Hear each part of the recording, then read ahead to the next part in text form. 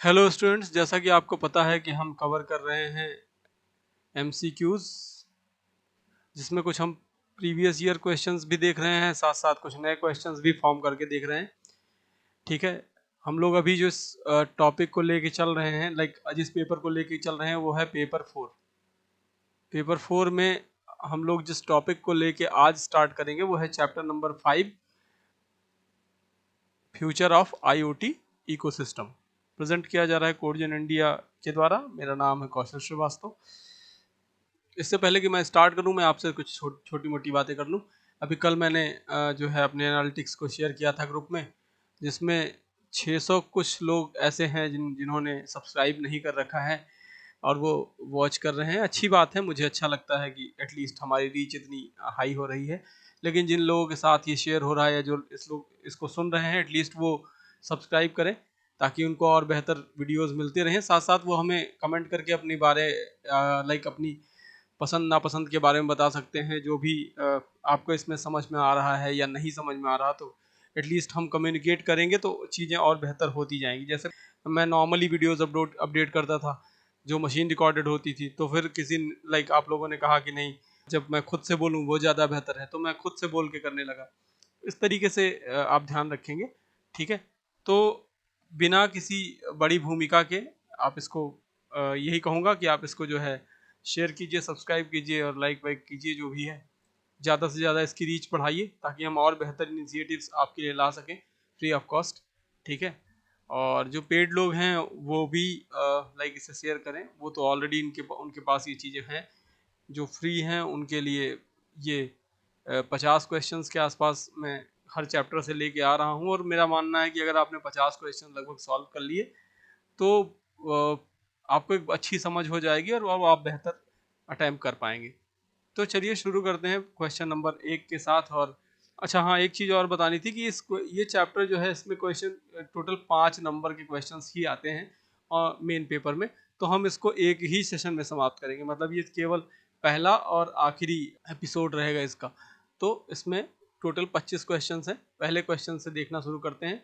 Y is security essential in the IoT ecosystem? IoT ecosystem में security क्यों ज़रूरी है? ऑप्शंस हैं आपके: to enhance the aesthetics of IoT devices, to protect sensitivity, user data and privacy, to increase the battery life of IoT devices and to reduce the cost of the IoT production। अब देखिए यहाँ पे अगर आप ध्यान से पढ़ेंगे, चलिए हिंदी में पढ़ दे रहा हूँ। IoT उपकरणों के सौंदर्य शास्त्र, यहाँ सौंदर्य शास्त्र का मतलब आप यूँ कहें कि उसकी उपयोगिता को बढ़ाने के लिए ऐसे कह सकते हैं। ठीक है, संवेदनशील उपयोगकर्ता डेटा की गोपनीयता और सुरक्षा के लिए, IoT बैटरी लाइफ को बढ़ाने के लिए और IoT डिवाइस की लागत को कम करने के लिए। ये क्वेश्चन काफ़ी इजी है। ठीक है, तो जब भी IoT का इस्तेमाल करते हैं तो सबसे बड़ी जो सबसे बड़ा कंसर्न रहता है वो है सिक्योरिटी के लेके। ठीक है, डेटा प्राइवेसी और सिक्योरिटी को लेके।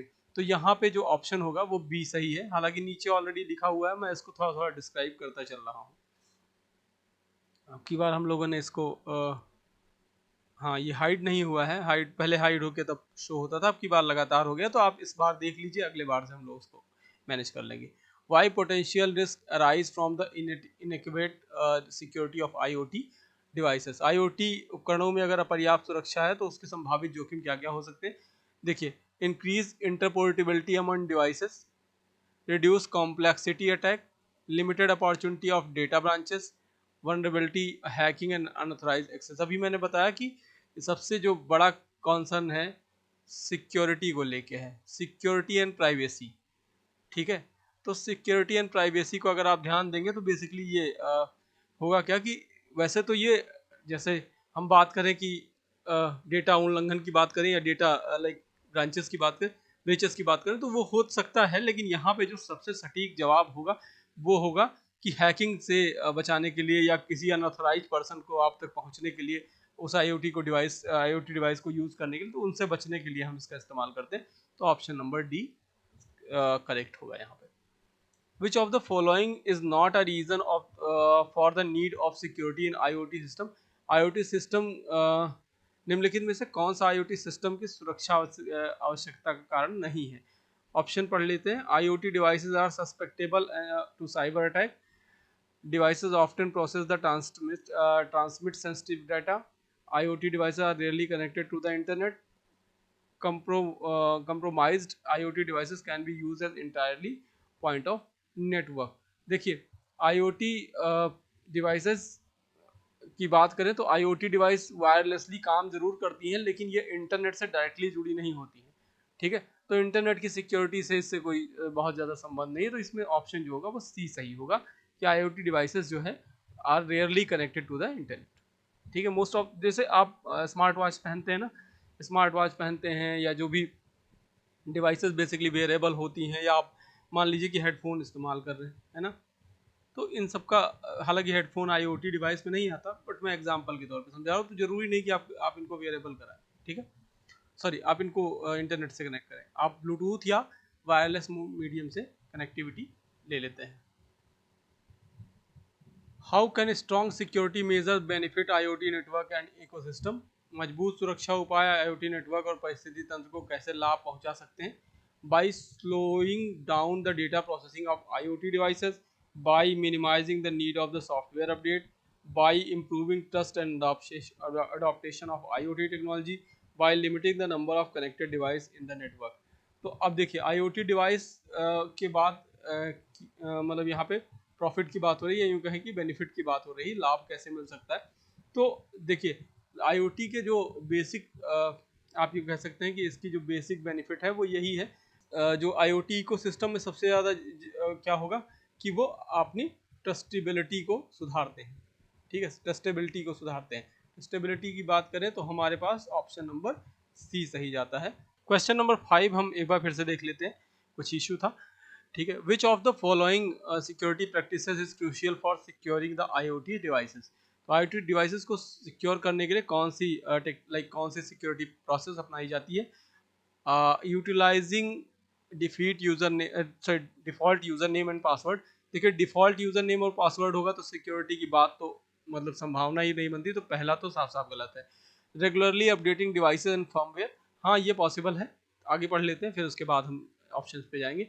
Disabling encryption to increase the data transmission speed, हाँ ये भी पॉसिबल है, लेकिन डिसेबल करना इज नॉट गुड ऑप्शन, तो यहाँ पे ये भी गलत हो जाएगा। शेयरिंग डिवाइसेस क्रेडेंशियल, शेयरिंग की बात आ जाएगी तो सिक्योरिटी जैसा कुछ रह नहीं जाएगा, तो ये भी गलत है। तो यहाँ पे जो सही जवाब निकल के आता है वो आपका बी निकल के आता है। क्वेश्चन नंबर 6 देख लेते हैं। What is the primary goal of security in the context of computer system? Computer system के संदर्भ में सुरक्षा का प्राथमिक लक्ष्य क्या है? तो मैक्सिमाइजिंग सिस्टम परफॉर्मेंस। तो सुरक्षा की बात हो रही तो ऐसा कुछ दिखता नहीं। Ensure completing elimination of hard threat, हाँ हो सकता है ये, ठीक है। पूर्ण रूप से उन्मूलन सुनिश्चित करना पॉसिबिलिटी है, ये लक्ष्य हो सकता है, लेकिन प्राथमिक लक्ष्य की बात हुई तो हम आगे भी पढ़ के देखेंगे। To protect the system from unauthorise access of and potential risk, हाँ ये सबसे सटीक लग रहा है। अगला भी देख लेते हैं एक बार, उसके बाद देखेंगे। To minimising the need of the regular software update, ये भी एक तरीका है, लेकिन अगर हम देखिए, अगर अगर हम बात करें प्राइमरी फोकस की, तो प्राइमरी फोकस क्या है कि हम सिस्टम पे अपनी सिक्योरिटी को इतनी अच्छी इतना अच्छा इंप्रूव कर लेंगे कि जो संभावित जोखिम हो उनसे बचा जा सके। तो option number C is the correct option. What does confidentiality refer to the information security? गोपनीयता का क्या तात्पर्य है? Ensuring data is always accessible to unauthorised user, गोपनीयता की बात हो रही है। Protecting data from unauthorised disclose and access, तो यही एक सटीक जवाब दिख रहा है। Regularly backing up data and prevent data loss, ये हो सकता है, लेकिन अगर हम बात करें सिर्फ कॉन्फिडेंशियलिटी की, तो वहाँ पे प्रोटेक्टिंग डेटा का बात होती है, ठीक है। What is the concept of least privilege in security? न्यूनतम विशेषाधिकार की बात हो रही है। न्यूनतम विशेषाधिकार की बात, तो क्वेश्चन ऑप्शन पढ़ लेते हैं। Providing all user with the highest level of access rights, restricting access right to only what is necessary for user to perform their task, giving administrative privileges to all users ease of management, granting access right based on the user's seniority in the organization। तो restricting access right to the only what necessary for the user perform their task। ये option number B इसका सही है। न्यूनतम विशेषाधिकार की बात हो रही है, ठीक है, कि उपयोगकर्ताओं के लिए अपने कार्यों के लिए केवल उसी चीज़ पर पहुंच पाएं, लाइक जहां जहां उनकी ज़रूरत है। जैसे मान लीजिए कि एक इकोसिस्टम बना रखा है आपने, बहुत सारे सिस्टम कनेक्ट हैं, लेकिन सबके पास अगर पहुंच गया, सारी डेटा सबके पास पहुंच गया तो डेटा सिक्योर नहीं रह जाएगा। तो इसलिए हम क्या करते हैं कि न्यूनतम विशेषाधिकार की अवधारणा, जो कॉन्सेप्ट है इसका, वो फॉलो करते हैं कि जिनको जितनी ज़रूरत है वो उतना ही लाइक वहाँ तक उनकी पहुँच हो। Which security principle focuses on the ability to track action and event of the computer system? ठीक है, इंटीग्रिटी, अवेलेबिलिटी, अकाउंटेबिलिटी, नॉन रिप्यूडिएशन। तो यहाँ पे जो बात होगी, सबसे बड़ी बात होती है अकाउंटेबिलिटी की, ठीक है। किसी भी गतिविधि को ट्रैक और घटना को ट्रैक करने के लिए जो बात होती है वो बात होती है अकाउंटेबिलिटी। यहाँ ऑप्शन नंबर सी सही है। What does authentication refers to the context in security? Authentication का क्या मतलब निकल के आएगा? Encryption of data during transmission? नहीं। The process of verifying identity of a user and a system? ये possible है। Restricting access व RPC access? ये भी गलत है। Ensuring data is free from the unauthorized change? तो ये भी गलत है। तो यहाँ पे ऑप्शन नंबर बी आपका सही हो जाएगा। हिंदी भी दिया गया है, आप साथ साथ उसका भी इस्तेमाल लाइक उसको भी देख सकते हैं लगे हाथ।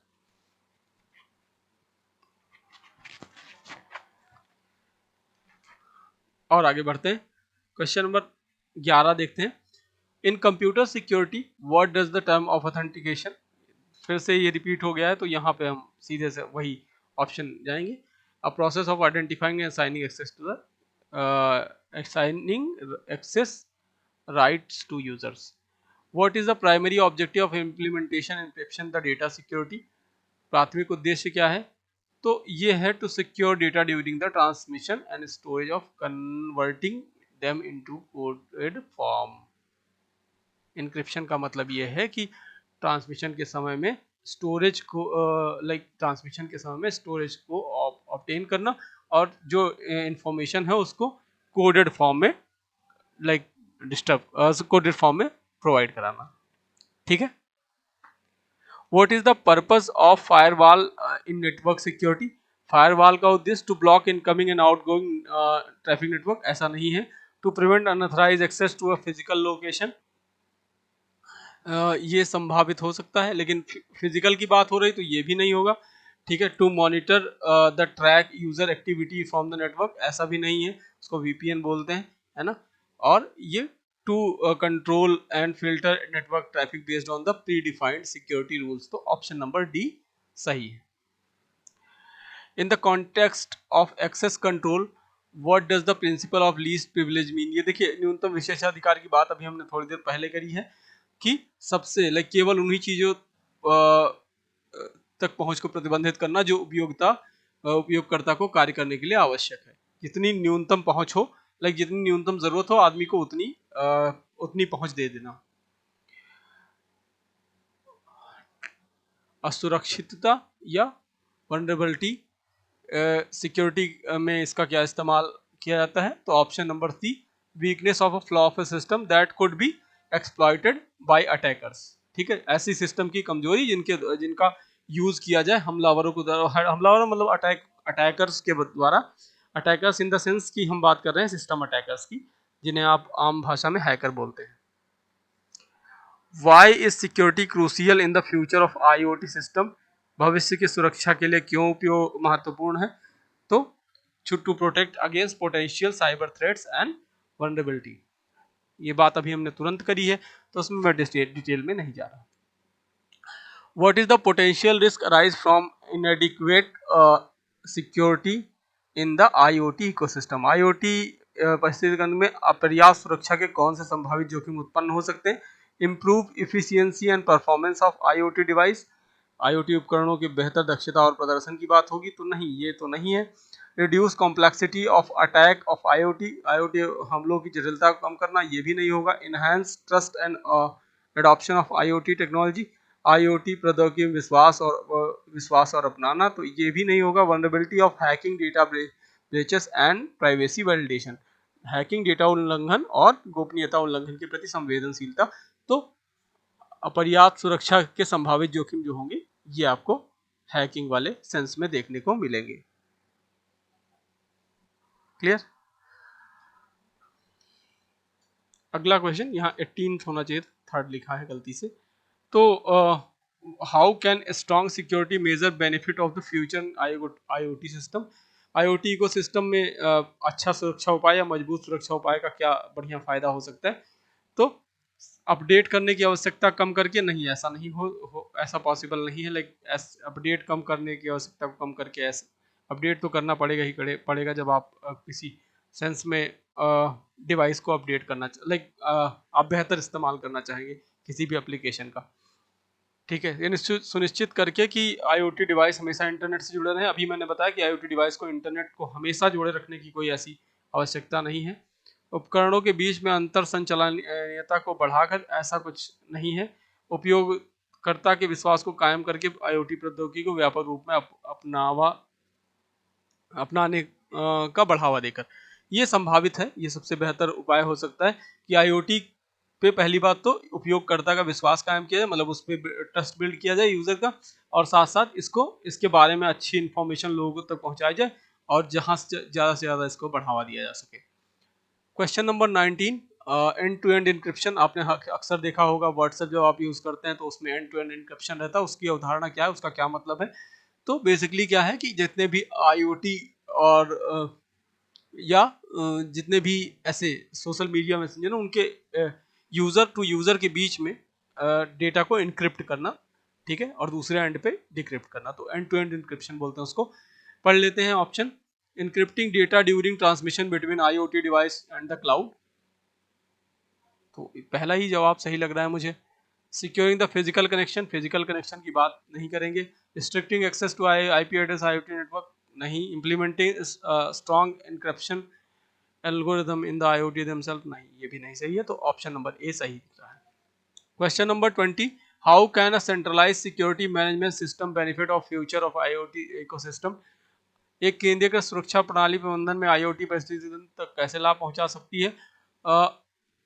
It increase the likelihood of the cyber attack on IoT devices, इससे IoT डिवाइसेस पे साइबर हमलों की संभावना बढ़ जाती है।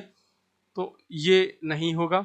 केंद्रीकृत सुरक्षा प्रणाली कैसे लाभ पहुंचा सकती है, लाभ की बात हो रही, तो अगर संभावना बढ़ जाती है तो मतलब लाभ तो है ही नहीं वो। ठीक है। It allows the more vulnerability in the IoT network, अधिक कमजोरियों की अनुमति देता है, ये भी गलत बात है, उससे कमजोरी तो देगा ही नहीं।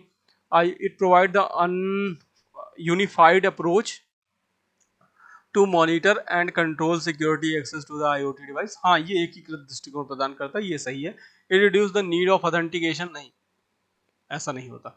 तो सी, ऑथेंटिकेशन तो मतलब हर बार जरूरत पड़ेगी ऑथेंटिकेशन की।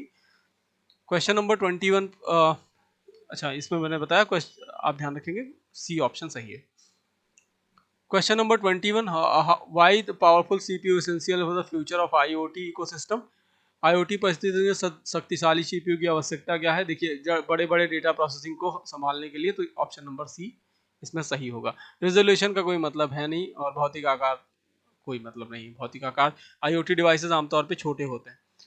What advantage does a powerful CPU bring to the future of IoT ecosystem? IoT ecosystem में लाइक एक बहुत शक्तिशाली CPU का क्या लाभ है? फिर वही बात है कि पहली बात तो प्रोसेस का टाइम घटे और तेजी से प्रोसेस हो। ठीक है, ऑप्शन नंबर सी। ये है 23, आई थिंक 3 लिख गया है, 2 हट गया है। What is the powerful CPU impact the security measure of IoT system? वही बात, क्वेश्चन फिर से लगभग दूसरे तरीके से है। ठीक है। It increase the likelihood of cyber attack on IoT devices, नहीं। Enhance the data encryption capability for the better security, नहीं। CPU से data encryption की कोई बात ही नहीं हो रही। It allow the more comprehensive security protocol to be implemented, ये सही है क्योंकि ये बहुत सारे अलग अलग तरीके के प्रोटोकॉल लागू करने की एक अनुमति देता है। It makes IoT devices less susceptible in security threat. नहीं, तो ये भी नहीं सही है, तो ये ध्यान रखेंगे। ठीक है, option number C is good. Question number 24, IoT devices which is primary function of powerful CPU। देखिए, पावरफुल CPU के अलग अलग फंक्शंस आप एक बार ध्यान से देख लीजिएगा, क्योंकि हर बार जब IoT उपकरणों के संबंध में बात होगी तो अलग अलग जगहों पे अलग अलग चीज़ों का इस्तेमाल किया, लाइक CPU प्रोसेस अलग अलग तरीके से करता है, उसके लिए आप एक बहुत अच्छे से एक बार पढ़ लीजिएगा। ठीक है, तो enable high speed internet connectivity, नहीं। फिजिकल ड्यूरेबिलिटी ऑफ IoT, नहीं। Enhance the aesthetic of IoT device, तो एस्थेटिक्स की बात ही नहीं होगी यहाँ पे। To efficient process of analysing data and collecting from the sensors. सबसे ज़्यादा जितना अच्छा CPU लाइक प्रोसेसर, CPU और प्रोसेसर जितना अच्छा रहेगा, डेटा उतना ही इफिशियंस होगा, उतने अच्छे से एनालाइज होगा और उतने अच्छे से वो प्रोसेस करके रिजल्ट आपको दे पाएगा। क्वेश्चन नंबर 25 जो कि लास्ट क्वेश्चन है, how does the need of a powerful CPU is in the future of IoT impact devices design. भविष्य में IoT परिस्थिति तंत्र के एक शक्तिशाली CPU की आवश्यकता डिवाइस डिजाइन को कैसे प्रभावित करती है। इट अलाउज द सिमिलर और more light weight to IoT device. जब शक्तिशाली CPU जो होंगे वो डिवाइस डिजाइन को और छोटा बनाते चले जाएंगे, तो इसमें ऑप्शन नंबर ए सही है। ठीक है, जटिलता को कम करता है। एक संभावना ये भी हो सकती है बी की, लेकिन यहाँ पे जो कि सबसे सटीक लग रहा है वो ए, तो हम इसमें जाएंगे। कई बार आपके सामने ऐसे क्वेश्चन आएंगे जिनमें दो ऑप्शन सही होते हैं, लेकिन आपको उस समय ध्यान रखना है कि सबसे बेहतर ऑप्शन को चुनेंगे, ताकि लाइक मोर प्रोफिशिएंट, सबसे एफिशिएंट क्वेश्चन सॉरी आंसर को चुनेंगे, ताकि सबसे अच्छा आंसर मिल सके आपको। ठीक है, तो अभी के लिए यहीं तक। इसका PDF जो है वो आपको मिल जाएगा टेलीग्राम चैनल पे, लिंक दी गई है डिस्क्रिप्शन में, वहां से आप जाके इसे डाउनलोड कर लीजिए।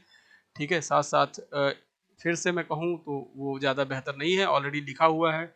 अगर आपको समझ में आ रहा है तो इसे शेयर, सब्सक्राइब और लाइक करते रहिए। बाकी कोई इशू हो तो मैं ये कहूँगा कि आप उसे हमारे टेलीग्राम पे भी बता सकते हैं, हमें यहाँ पे भी कमेंट करके बता सकते हैं। ठीक है, उनका हमेशा स्वागत है।